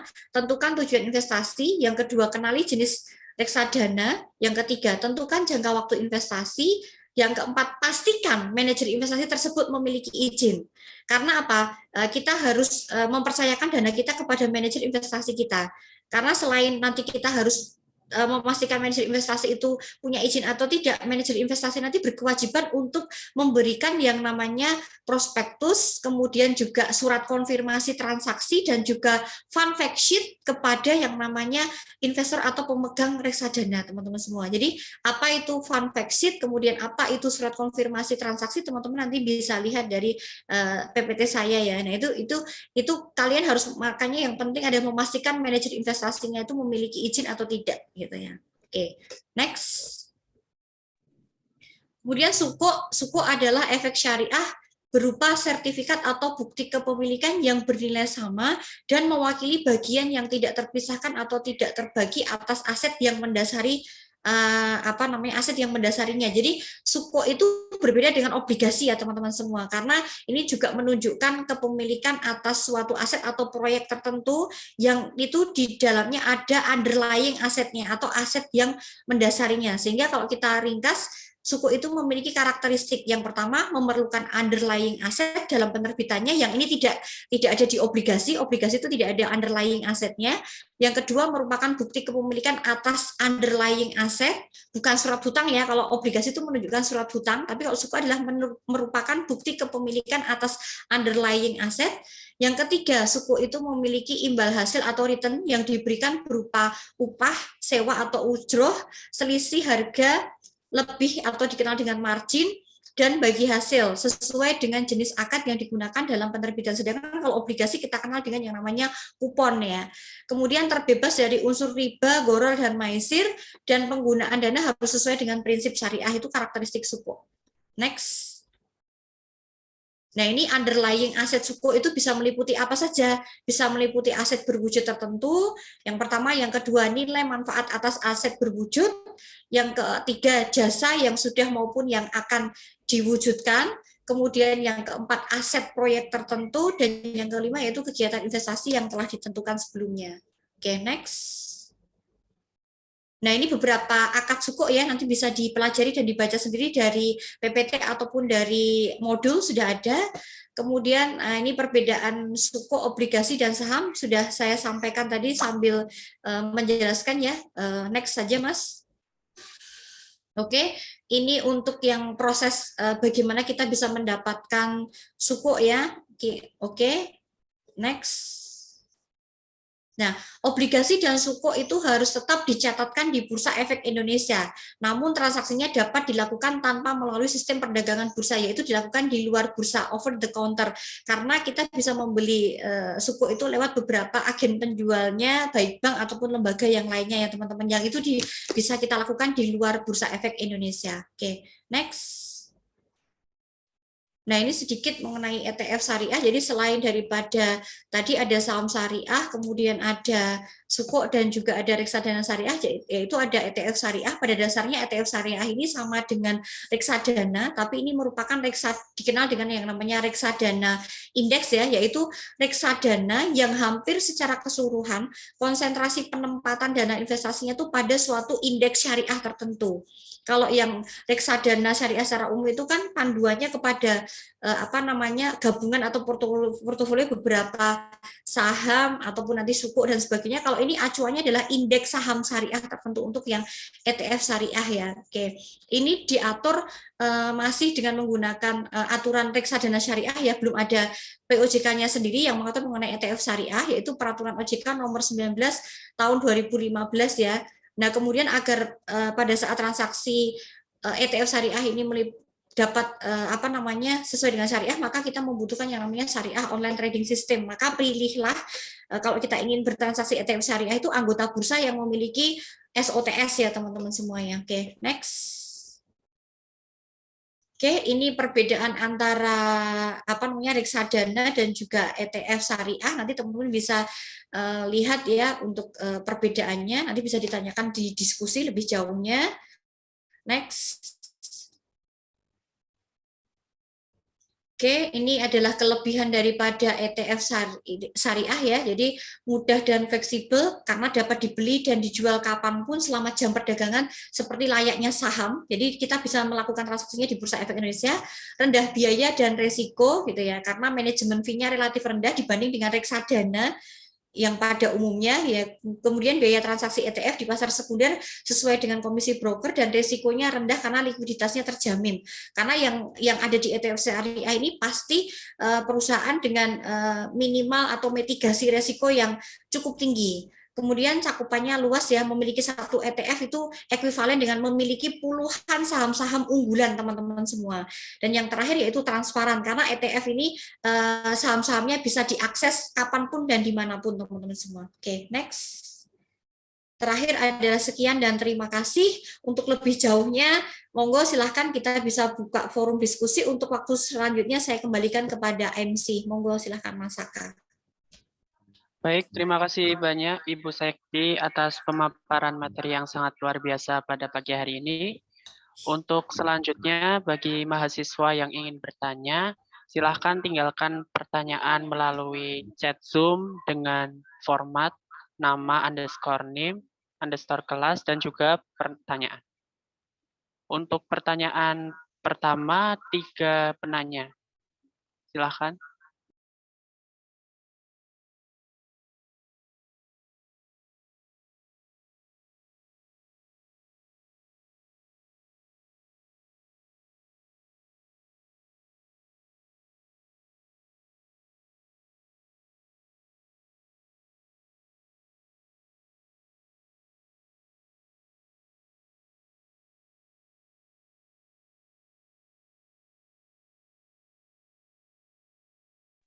Mungkin bagi teman-teman semua yang kurang jelas mengenai penyampaian RPP bisa ditanyakan juga pada forum ini atau materi yang telah disampaikan oleh Bu Sekti Indah.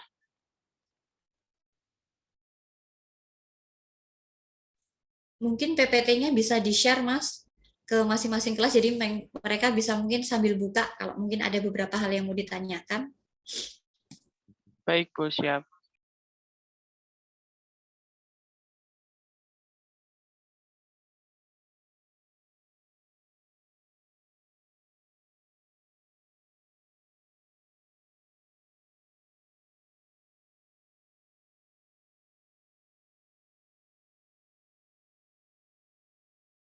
Baik, mungkin selagi menunggu teman-teman bertanya, saya...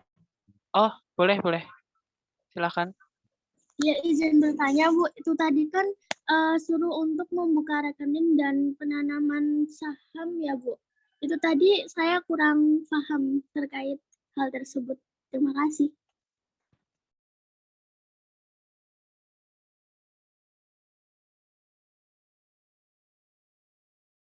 Baik, mungkin dari Bu Sekti Indah bisa langsung dijawab. Oke, Mas Saka, terima kasih. Mungkin nanti bisa dilengkapi Mas Saka dan kawan-kawan ya yang punya pengalaman di bidang open account ya, Mas ya, untuk banknya ya. Untuk banknya saya pikir tidak harus BCA, tapi mungkin kalau teman-teman sudah punya BCA mungkin itu lebih mudah ya. Mungkin bisa menggunakan bank nasional yang lain, punya rekening BRI juga bisa, saya pikir ya, BSI juga bisa, kemudian rekening BNI juga bisa.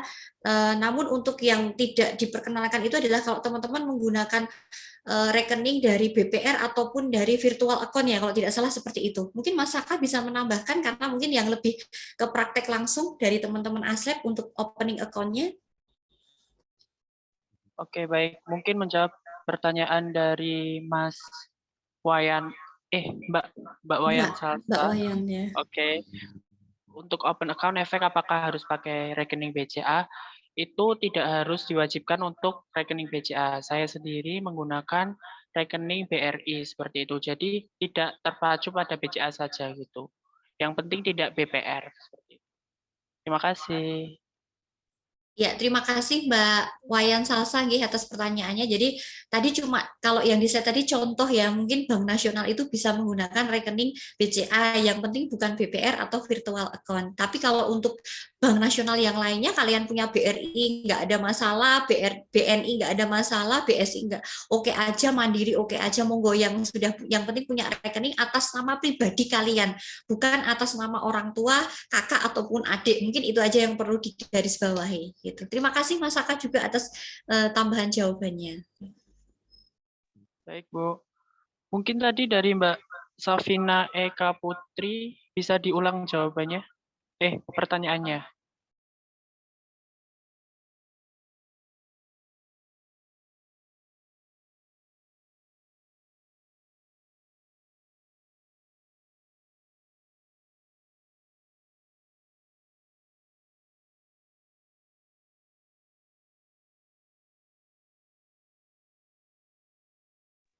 Mungkin pada malu-malu ini Mas, masih semester 3 mungkin. Oh ini udah masuk tuh.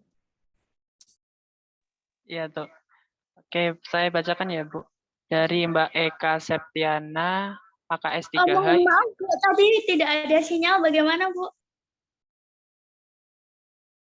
Sebentar ya, Mbak Safina. Oke, saya ulangin. Untuk pertanyaan dari Mbak Eka Septiana, izin bertanya, saya pernah mendengar tentang investasi bodong. Nah, apa itu investasi bodong dan bagaimana cara menghindari investasi bodong? Terima kasih.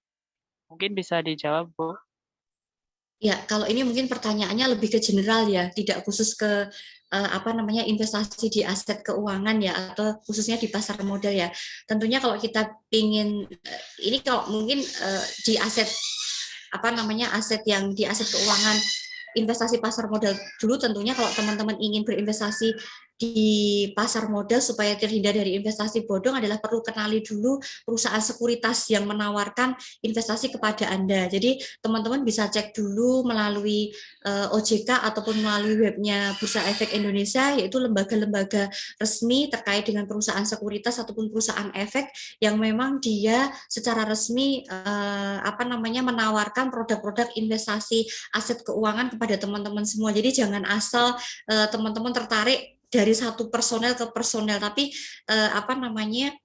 teman-teman bisa cek dulu itu keberadaannya daripada perusahaan sekuritas yang menawarkan produk-produk tertentu kepada teman-teman semua. Nah, bagaimana cara mengatasi investasi bodong? Biasanya investasi bodong itu terlalu abstrak ya, artinya dia menawarkan keuntungan investasi yang ilogis ya, tidak logis. Artinya bisa mendapatkan keuntungan dalam waktu cepat dan juga jumlahnya yang cukup tinggi. Nah, itu saya pikir itu adalah jenis investasi yang memang itu tidak boleh teman-teman harus percaya ke sana teman-teman semua, karena sekarang banyak ya personel-personel itu, orang-orang itu memang turun ke masyarakat kadang menawarkan produk tertentu, tidak hanya aset keuangan ya. Ini kalau investasi bodong itu kan luas ya, jadi ada aset real juga yang ditawarkan itu, atau mungkin patungan, joinan dan sebagainya. Nah, itu jangan percaya, teman-teman harus cek betul apakah itu institusinya resmi atau tidak. Itu biasanya kalau karena itu yang mengatur kaitannya investasi itu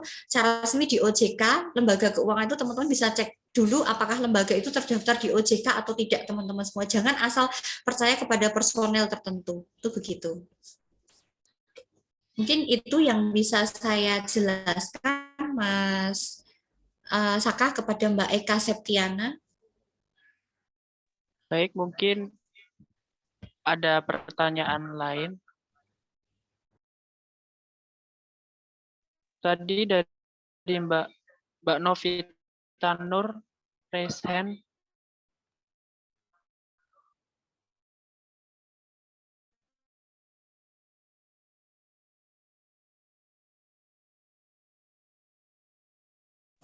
Iya Pak, tadi kan membahas mengenai penanaman saham atau pendaftaran saham itu gimana ya Kak? Soalnya saya tadi baru tidak ada sinyal, jadinya nggak terlalu nggak. Terima kasih. Baik, mungkin bisa dijawab. Ya, maksudnya opening account ya Mbak ya, yang ditanyakan. Pembukaan tadi ya, open account ya. Iya Bu, iya.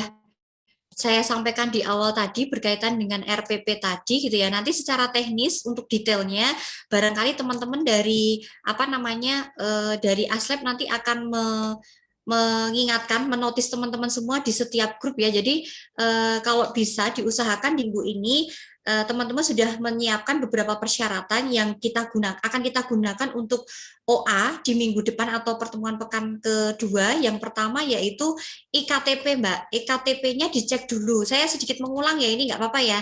IKTP-nya dicek dulu ke ke web Dukcapil ya, Dukcapil Pusat untuk melihat apakah IKTP Anda sudah terdaftar belum di Dukcapil Pusat di sana. Kalau belum, nanti mahasiswa secara pribadi bisa mengurus sendiri ke kantor Dukcapil setempat, atau teman-teman bisa menghubungi CS Dukcapil yang ada di website Dukcapil. Yang kedua, persyaratan yang dibutuhkan, ini pasti teman-teman belum punya NPWP. NPWP itu kalau jika ada aja, kalau tidak ada ya tidak wajib ini. Kemudian yang ketiga yang dibutuhkan persyaratan untuk OA adalah kalian punya buku tabungan pribadi dari Bank Nasional tadi. Yang ditanyakan oleh teman-teman, Bank Nasional contohnya apa? Punya rekening BCA, oke. Punya rekening BRI, oke. Punya rekening BSI, dan seterusnya boleh. Yang penting tidak bank BPR atau virtual account yang lainnya. Itu syarat yang ketiga.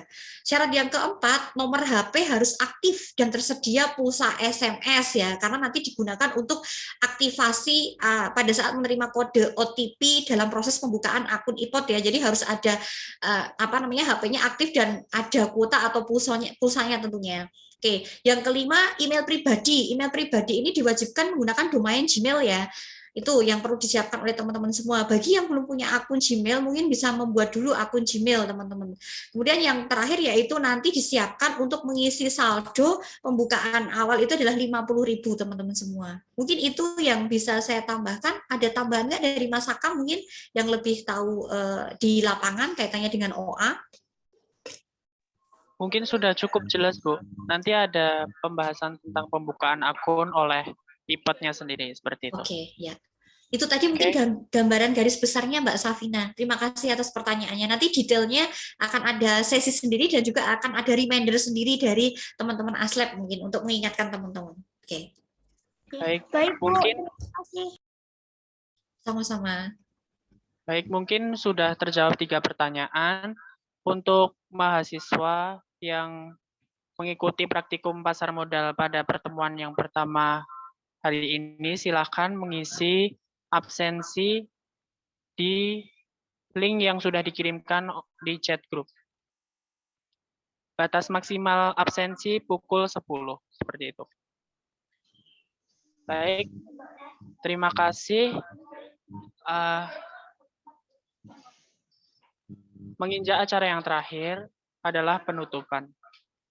Hadirin yang terhormat, demikianlah acara di pertemuan pertama yang berisi materi pengenalan investasi, pasar modal, obligasi, reksadana, dan saham. Marilah kita akhiri dengan mengucap hamdalah secara bersama-sama. Alhamdulillahirabbil alamin. Terima kasih kepada Ibu Sayekti Endah atas penyampaian materi yang luar biasa pada pagi hari ini. Saya selaku Master of Ceremony pada acara pagi hari ini mengucapkan mohon maaf yang sebesar-besarnya apabila terdapat banyak kesalahan baik dari perkataan atau perbuatan. Wabillahi taufik wal hidayah, waridho wa inayah. Wassalamualaikum warahmatullahi wabarakatuh. Waalaikumsalam.